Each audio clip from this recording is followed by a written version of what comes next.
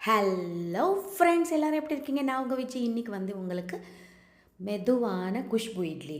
குஷ்பு இட்லினா அது பஞ்சு மாதிரி இருக்கும். அப்படியே நம்ம சாப்பிட்டா ஒரு ஒரு இட்லிக்கு 10 இட்லி சாப்பிட்றலாம். அந்த மாதிரி இந்த மாதிரி பாருங்கள், சாஃப்டாக இருக்கும்.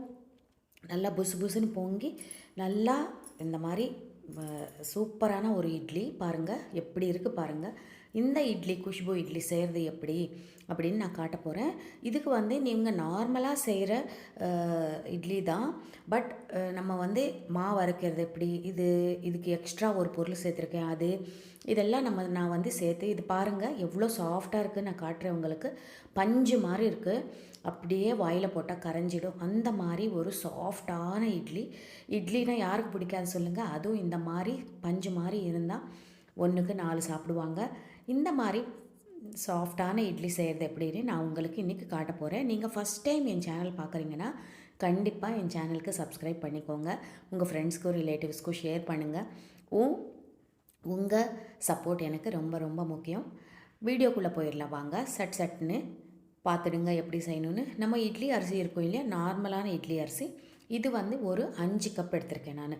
நீங்கள் எந்த அளவுக்கு எல்லா மெஷர்மெண்ட்ஸ் எடுக்கிறீங்களோ அதே அளவுக்கு நீங்கள் எல்லாமே எடுத்துக்கோங்க. இப்போது ஒரு பாத்திரத்தில் 5 கிளாஸ் நான் இட்லி அரிசி எடுத்திருக்கேன். இது ஒரு 4-5 வாட்டி கழுவணும். 4-5 வாட்டி கழுவிட்டு இந்த மாதிரி தண்ணி சுத்தமாக இருக்கணும், க்ளீனாக ஆகிற வரைக்கும் கழுவிட்டு இதில் தண்ணி ஊற்றிட்டு ஒரு 2 ஸ்பூன் வெந்தயம், ஒரு சின்ன ஸ்பூன்னா 2 ஸ்பூன் போட்டுக்கோங்க, பெரிய ஸ்பூன்னா 1 ஸ்பூன் போதும். இது ஒரு 8 மணி நேரம் ஊறணும்.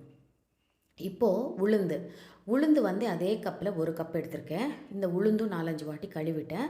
கழுவுனதுக்கப்புறம் உளுந்து மட்டும் 2 மணி நேரம் ஊறினா போதும். அப்புறம் ஜவ்வரிசி எந்த அளவுக்கு நம்ம இதை எடுத்தோமோ அதில் 1/2 கப்பு ஜவ்வரிசியும் நம்ம ஒரு 2 மணி நேரம் ஊற வைக்கணும். நம்ம ஃபஸ்ட்டு மாவு கிரைண்டரில் போட்டு ஃபஸ்ட்டு உளுத்தம் மாவு அரைக்க போகிறோம். உளுத்தம் மாவு அரைக்கிற பக்குவம் எப்படின்னு நான் காட்டுறேன் பாருங்கள். நம்ம ஃபஸ்ட்டு எல்லா உளுந்தும் இதில் போட்டுருங்க. போட்டுட்டு நடுவில் ஒரு கொஞ்சம் தண்ணி ஊற்றிட்டே நீங்கள் மாவு அரைக்கணும். மாவு எந்த மாதிரி வரும்னா இந்த மாதிரி நம்ம பாருங்கள், பஞ்சு மாதிரி நல்லா பொங்கி நல்லா இந்த மாதிரி புசு புசுன்னு நல்லா பொங்கும். நீங்கள் தண்ணி எடுத்துகிட்டு ஒரு பவுலில் இந்த மாவு இதில் போட்டிங்கன்னா இந்த மாதிரி மேலே மிதக்கணும். இந்த மாதிரி மேலே மிதக்குதுன்னா நம்ம உளுத்தம் மாவு நல்லா ஆட்டிட்டோம். எப்படியும் இதுக்கு ஒரு 20லேருந்து 25 நிமிஷம் ஆகும். அது வரைக்கும் நீங்கள் ஆட்டணும். உளுத்தம் மாவு எடுத்து ஒரு கிண்ணத்தில் வச்சுக்கோங்க. இப்போது கிரைண்டரில் நம்ம ஜவ்வரிசி ஃபஸ்ட்டு போட்டுடலாம். இது ஒரு 2 நிமிஷம் அரைச்சதுக்கப்புறம் நம்ம அரிசி போட்டுடலாம். அரிசியிலவே வெந்தயமும் போட்டிருக்கோம். அந்த வெந்தயமும் நல்லா ஊறிருக்கும். இப்போது இந்த நேரத்துக்கு ஒரு 8 மணி நேரம் ஊறிடுச்சு இல்லையா? 5 மணிலேருந்து 8 மணி நேரம் ஊறினா தான் நல்லாயிருக்கும். இப்போ நம்ம இட்லி அரிசியும் போட்டுடலாம்.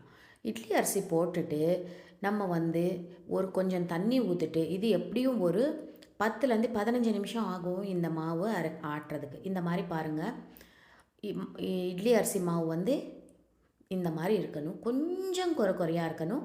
ரொம்ப மையாக ஆட்ட வேணாம். நம்ம ரொம்ப மெலிசாக ரவை தெரிகிற மாதிரி நம்ம ஆட்டிக்கணும். இப்போ இந்த உளுத்தம் மாவில் நம்ம அரைச்சி வச்சுருக்கிற உளுத்தம் மாவில் இந்த அரிசி மாவு கலந்துடுங்க. இது கூட உப்பு சேருங்க. சேர்த்துட்டு நல்லா கையில் தான் இதை நீங்கள் கலக்கணும்.